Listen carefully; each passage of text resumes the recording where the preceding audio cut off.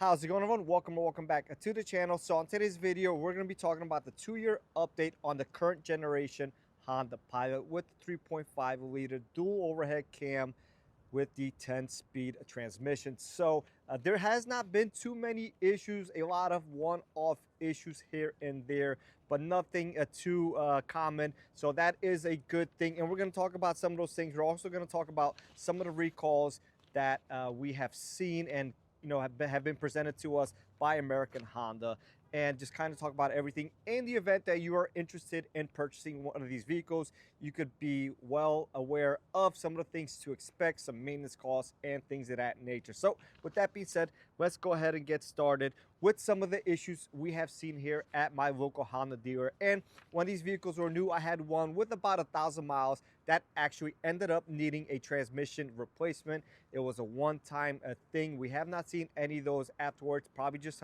something happened during the manufacturing process and just something not properly set in there or something like that. But we got a new transmission.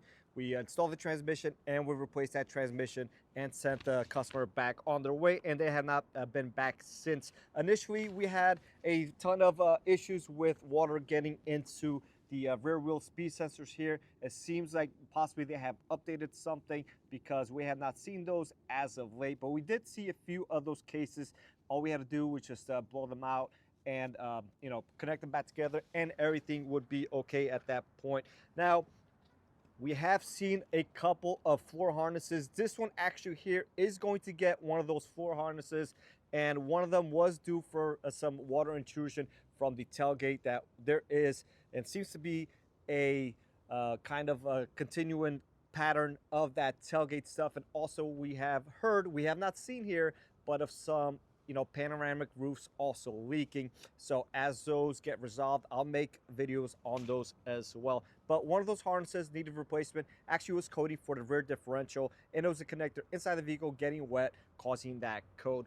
We had another one just recently that during the assembly, while they were installing that passenger side seat, not on this one, this was here for something else, that one of the wires got pinched right under here and causing no FM reception to the vehicle. So that was just something done at the assembly line that was not done properly by one of the workers. Now this one we see is all apart here, and we have been chasing a short for weeks now, and we cannot come up with anything. We'll drive it, we'll put miles on it, customer will pick it up, and she could almost immediately duplicate it. We try to have her sit in a car, drive with her, and we can't do it, but she takes it home and it happens. Does not happen when the husband drives it, just when the wife drives it. So we came to a conclusion at this point that we are going to put a floor harness on it, because it seems that when something she moves in this area, the floor and the seat harness looks okay, everything is okay, but something in this general area is not right. We try to take some stuff apart. Again, we've driven this car probably like 500 or 600 miles at this point. So between us and American Honda, we came to the conclusion that we're going to start by replacing that floor harness and proceed from there. Hopefully that will be the end of that. So as far as some things go, underneath the engine, we had a guy that I talked to pretty frequently, and he had a couple of heads leaking in these cars. He actually put a head on one. With that replacement head was also leaking, so he ended up replacing that head as well. But other than that, they have been pretty solid. Now, this is Honda's all new dual overhead cam setup. So instead of having just one cam per head, we have two per head.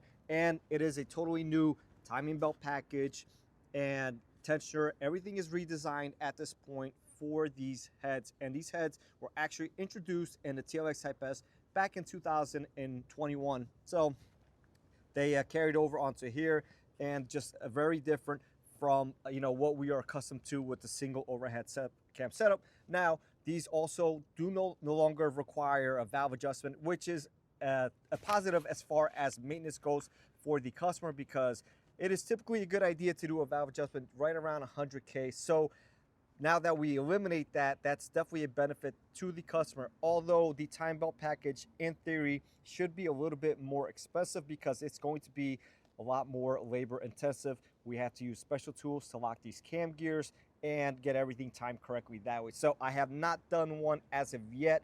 when I do one of these, I will be making a video on it. Maybe not the first one, probably the second one, but we'll see. And when that time gets there, I see a lot of these screws being broken already. Techs are over tightening these. These are very thin 4mm screws, I believe here. So 8mm heads with 4mm threads, and they break real easy. No need to over tighten these at this point. But like I said, the 10AT, you know, is all new to the Pilot. It drives, you know, sometimes kind of clunky, and we do see that complaint from time to time, but much more superior to Honda's 6AT and their 9AT from the ZF German setup. So I do like this powertrain a lot more. My only concern would be here at some point possibly an oil leak from those adjustable VTC cam gears. But other than that, I do like everything else about this. So we'll see how they go as time passes by. So some of the recalls, and one of them is actually recent, actually came out today. So depending on when you see this video, I may or may have not talked about that recall already, but that recall does affect 2023 to 25 Honda Pilots, and it could code for potentially a P061B, and it is a stop sell recall. And all we need to do if the vehicle is affected is perform a PGMFI update, and it does affect all trims. So it doesn't matter what trim you get, it does affect all trims. So that is one of the recalls. Another recent recall that affects 23 to 25 Pilots as well is for the fuel pipe filler neck inspection. All we have to do is take out this wheel here, we pull out this fender liner here, and we inspect and make sure everything is connected nice and tight. If not, then we take it apart, we clean it and connect it you know, back together, and that is all that is needed as far as that goes. Real simple, real easy. 23, 24 model years, had a driver's side seat cushion frame bolt loose. Only about 30 of them or so were affected, and it would get the seat frame replaced. So only about 30 or so were affected, so not a big deal. And then 23 to 24, all model years, all trims, if affected, was for a rack replacement already. I have not done one of those, but we have a guy here that has done 4 or 5 of those, and that's just if it's affected, it gets a replacement, no questions asked. So again, as we see here, this car is apart, and you know, we are once again just driving this to try to replicate the customer's concern.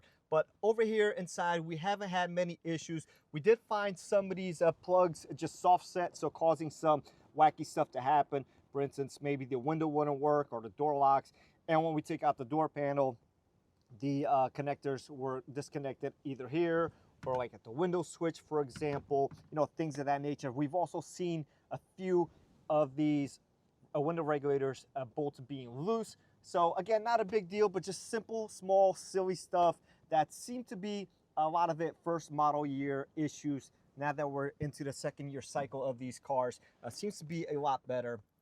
So it just seems Honda had to, you know, get some of the stuff fine-tuned over there. The only issue that really concerns me here, and this is with basically any Honda, is all these switches here right next to the cup holders. Now, if any liquid gets on these, yes, it may be okay for a while. I actually had a guy message me saying, hey, we test those pretty thoroughly, but any liquid damage, whether it doesn't affect the circuit or not, if it's something sticky, it could cause these buttons to stick down or up, or even breadcrumbs or things of that nature. So I think they could probably do a better job of relocating these, maybe this switch a little bit higher, and then these switches here, potentially put them on this panel right here. There's plenty of room. It's just an e-brake switch. My TLX has it here. It is a lot better place than over here, in my personal opinion. But overall, these cars have been pretty good. So hopefully it stays like that. I know I talked a lot of a lot of negative things, but we are at the dealer, so we see these kind of things.